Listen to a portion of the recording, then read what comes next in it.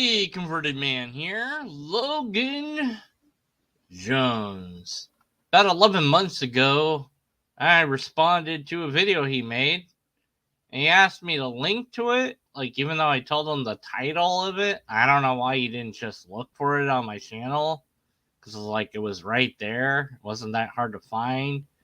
Links will disappear on YouTube comments. Anyways, he didn't. Yeah. So I asked him recently if he would talk to me in the comments on one of his videos. But then I was looking around his channel to see if there's anything worth talking about. And here's the thing worth talking about.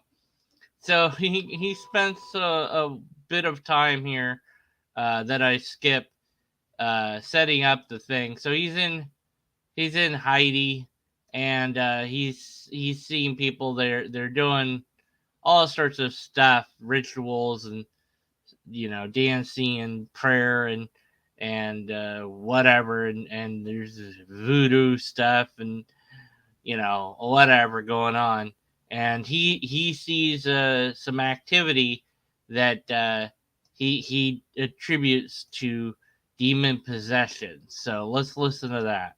There's also a voodoo ceremony going on just across the street with about 30 people.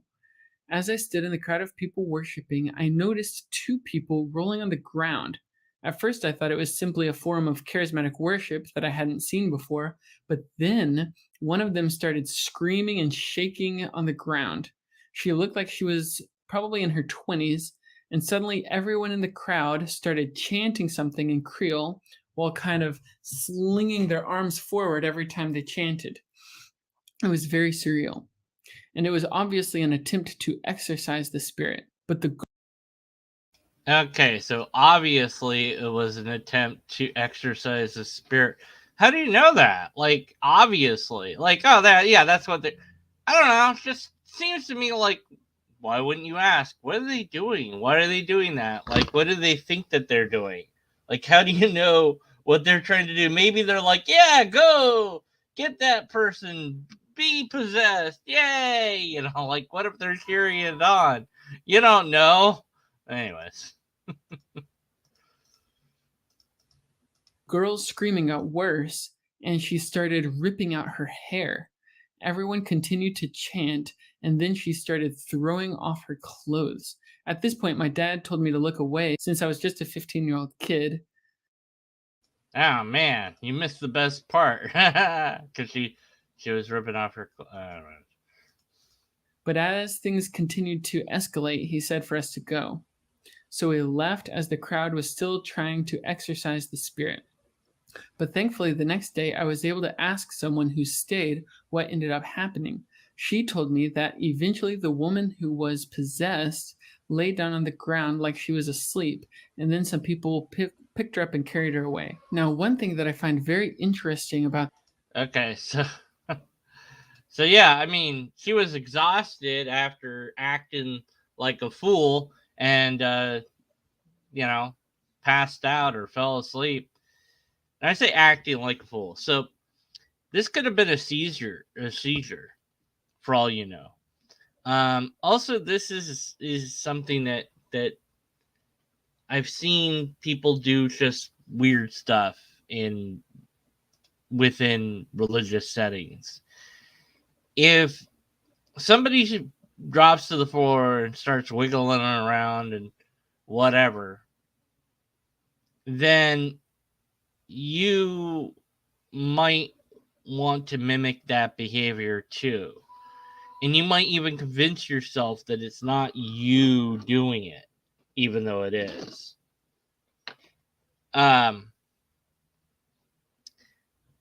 I remember when I was a believer, I thought, oh, that maybe I was doing all these different weird things because I was possessed or something, and that, these people were praying for me, and I was desperately trying to get them to push against me harder and put their hands on me harder. This one guy was pulled his hand closer and tighter on my head. It's it's this play acting that you're doing. It's well, how does a possessed person act? They look, oh, my voice is deeper and I glare at this guy, and it's like I'm like shaking and it's like they're getting rid of it. They're getting rid of the thing inside me. But they're not. They're play acting and I'm play acting, but we don't really like snap out of it. Not really. We kind of just you know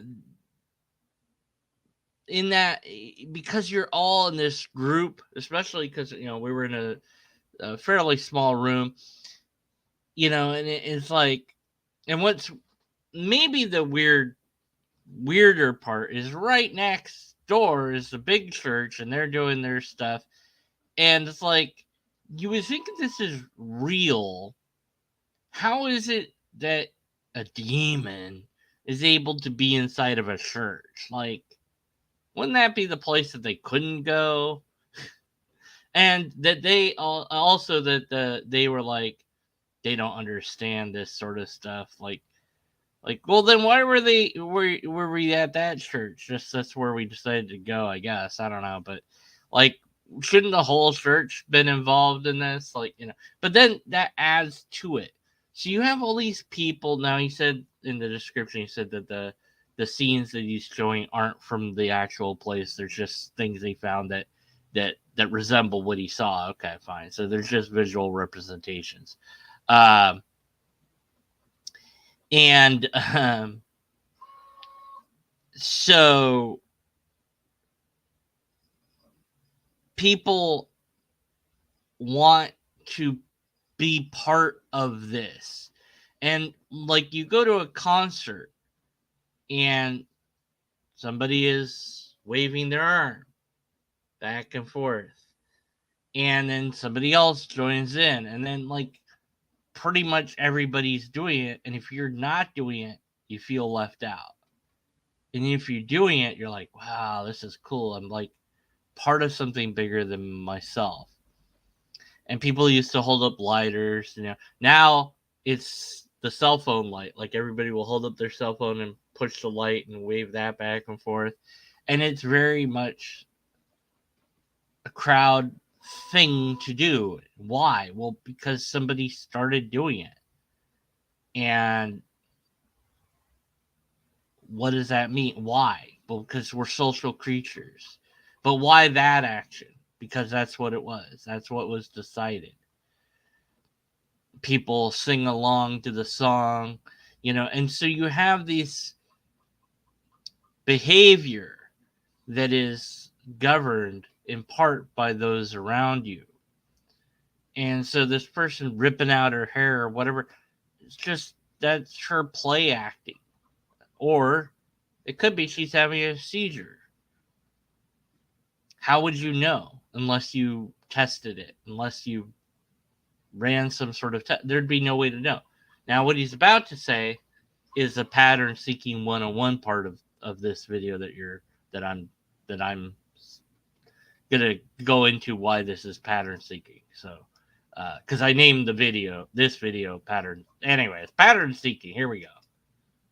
This is how closely it matches one of the demon possessions that Jesus encounters in the Gospels. So basically, in Mark 9:14 and following, Jesus comes down the mountain and meets back up with his disciples who have been trying to cast out a demon from a boy, but they haven't been able to successfully exorcise the demon. There are three interesting similarities that I find between this story and my own experience. First, Jesus' own disciples weren't able to cast out the demon, just like how the Christians I was with weren't able to cast out the demon from the woman. Second, the spirit causes the boy in Mark to harm himself by trying to throw him into a fire or water. The woman that I saw was also harming herself by pulling out her hair, and in both possessions, they convulsed uncontrollably. Third, Okay, so here's similarities that I think I have seen, and so I'm extrapolating from, well, that looks like this and that looks like that. It's like, yeah, well, people in the past probably also behaved in this weird way because people had seizures, and also people maybe they wanted attention or money or sympathy, or maybe they're just losing their mind, or who knows. And there's just, it's like, we can't, it's like, oh, they must be possessed. Let's do something to fix that. And so they go, oh, we can't do anything. And then the person's like, no, I'm the one that can do it. Blah. And it's like, okay, it's done. And notice how it's almost always a repetition of, be gone, evil spirit, be gone. It's just not, it's like, it's not instant. Unless it's Jesus. And then it's like, Jesus is like, yeah, you're good. Boom, cured. Oh, wow, amazing. But why would it, how would you know that it was a demon versus anything else? Oh, because, well, they knew it was a demon. How did they know it was a demon? Because Jesus would know, right? Yeah. In the cases of both exorcisms, they eventually lay still on the ground. Now, I realize that the story in the Bible isn't exactly like mine, but the reason I'm pointing out the similarities is to show that there continues to be evidence of things happening today that are similar to the kinds of things that happen in the Gospels. It is And there you go. So, extraordinary pattern seeking 101. So it's like, well, yeah, people behave in similar ways. But that doesn't mean that the behavior that you're seeing is what they attributed to spirits or demons back in the day. Now we have understanding of seizures as well as religious experience. If I saw somebody doing this, I would suspect they were having a seizure. And I would attempt to, do what was necessary to lessen that. What I wouldn't do is just stand there and yell at them, which is what the crowd is doing. This also is interesting, that people that get exercised, sometimes they'll do it multiple times. Like, it didn't take, because they're like they enjoy the there's something addictive about that play acting. Like, yeah, I've got a demon. Oh, get out, get out. And it's like there's all this adrenaline and emotions involved, and like this high and low, and you feel spiritual while it's happening, and a person is paying attention to you, and it's like they're getting rid of this evil that's in me, and you really feel like they're helping you. And because you feel like they're helping you, the placebo effect kicks in, and they are kind of helping you in a way. But then later you feel blah again, so you need to do it again, right? And so for you to say this is evidence that this stuff is going on, is like you're assuming that they were able to identify a demon. There's no reason to think that. In fact, there's every reason to think that what they saw was just somebody having a seizure, or just, like I said, play acting. And you say, well, no, they did. Doesn't happen to skeptics or atheists or agnostics. We're never possessed. That's interesting, isn't it? Like, this only happens to certain religious people under certain circumstances. Well, that's because it's rare. But it's like, why do the demons attack you? Because how does that make sense? And also, their culture has nothing to do with Jesus. So how is it they were able to get rid of the demon at all? Because they're not worshiping Jesus. And,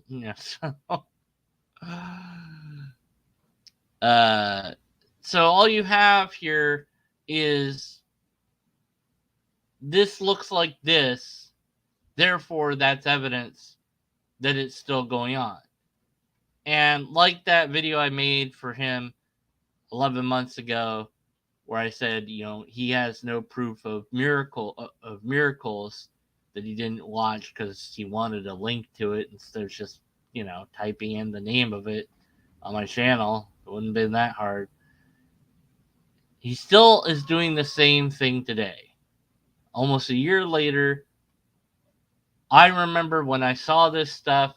Oh yeah, that kind of reminds me of this other story. And that proves that story is real. Without critically thinking even a little about how in the world you would know if it's a demon in the first place. Just like how would you know it's a miracle in the first place? And he doesn't have the answer to that because there isn't an answer to that because these things are not real. They're made up ideas that are used by the religious to explain phenomenon that is far better explained by human psychology or human biology. And unless there was some sort of test, why not take the person that's having this possession? All right, you've identified them. All right, let's test them. See if they're having a seizure, just to make sure that they're not. Okay, you get them in a medical facility. Now, we're going to give them a drug that should put them out, knock them out. Now, if they are truly possessed, why would that drug work on them?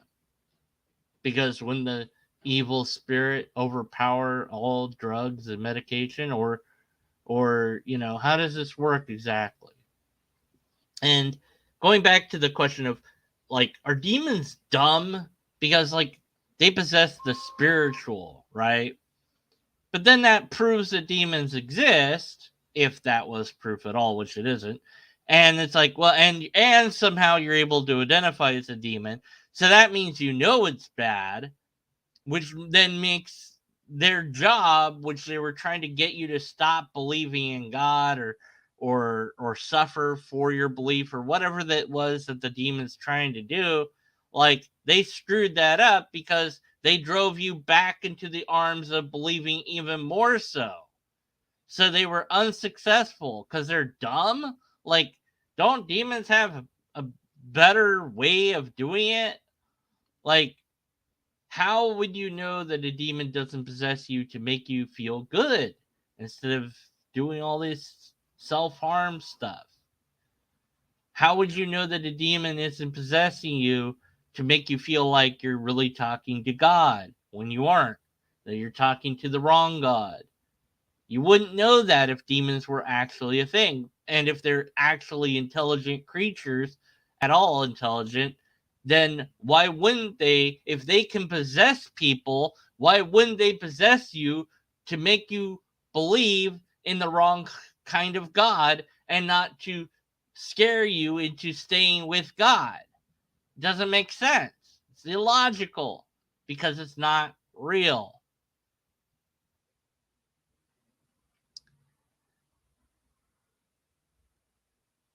Paul, Paul, whatever. See, I was thinking some other name. Logan Jones, Paul Jones. Who's Paul? I don't know. Logan Jones here uh, displays pattern seeking. We all do it. We all do it. We're all capable of doing this, and we need to be aware of it because we are just as susceptible as anyone else. Just because you recognize that religious beliefs are silly or nonsense, or that there isn't a God or whatever, or a spiritual realm, or at least that there's no evidence for those things, that doesn't automatically immunize you from other idea pathogens that are out there, beliefs that are out there. So you have to be aware of that. So, yeah, you didn't see a demon possession in Heidi, and if you did, well, actually, you wouldn't even know if you had, because you didn't. There was no test conducted. Nothing at all happened. So it's a nothing sandwich. Okay, so that's that video. That's all I got to say about that, I suppose. See you next time. Let me know what you think about, I don't know, whatever. All right. Goodbye. Goodbye. Goodbye.